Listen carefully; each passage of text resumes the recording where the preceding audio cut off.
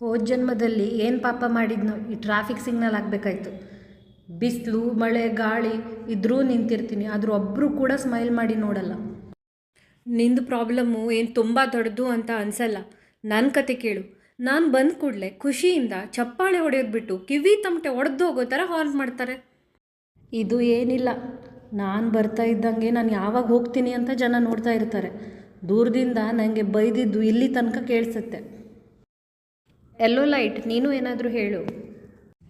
ಇರಲಿ ಪರವಾಗಿಲ್ಲ, ನೀವು ಹೇಳಿ. ಎಲ್ಲೋ ಲೈಟ್, ನಿಂದು ಏನಾದರೂ ಪ್ರಾಬ್ಲಮ್ ಇದ್ದರೆ ಹೇಳು.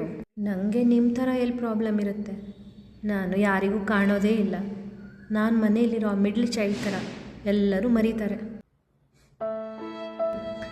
ನಾನು ಗ್ರೀನ್ ಲೈಟ್ ಥರ ಬೇರೆಯವ್ರಿಗೆ ಮುಂದೆ ಹೋಗು ಅಂತಲೂ ಹೇಳೋಕ್ಕಾಗಲ್ಲ, ರೆಡ್ ಲೈಟ್ ಥರ ಬೇರೆಯವರಿಗೆ ಸ್ಟಾಪ್ ಮಾಡೋಕ್ಕೂ ಆಗಲ್ಲ.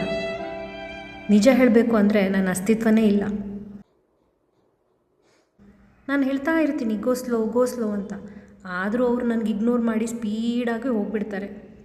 ನೀವಾದರೂ ತುಂಬ ಲೈಫ್ ಲೀಡ್ ಮಾಡ್ತೀರಾ, ಆದರೆ ನಂದು ಸ್ವಲ್ಪ ಲೈಫ್, ಅದರಲ್ಲೂ ಮರ್ಯಾದೆ ಇಲ್ಲ. ಯಾರಿಗೆ ಬೇಕು ಈ ಲೋಕ? ಸಾಕು ಮಾಡು ಎಲ್ಲೋ ಲೈಟ್, ನನಗೆ ಅಳು ಬರ್ತಿದೆ. ಎಲ್ರಿಗೆ ನಾವು ಏನಂತ ತೋರಿಸೋಣ?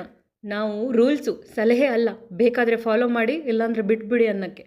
ಬನ್ನಿ ಇವ್ರ ಆಫೀಸ್ ಟೈಮ್ನಲ್ಲಿ ಎಲ್ಲ ಸಿಗ್ನಲ್ ರೆಡ್ ಇರೋ ಥರ ಮಾಡೋಣ.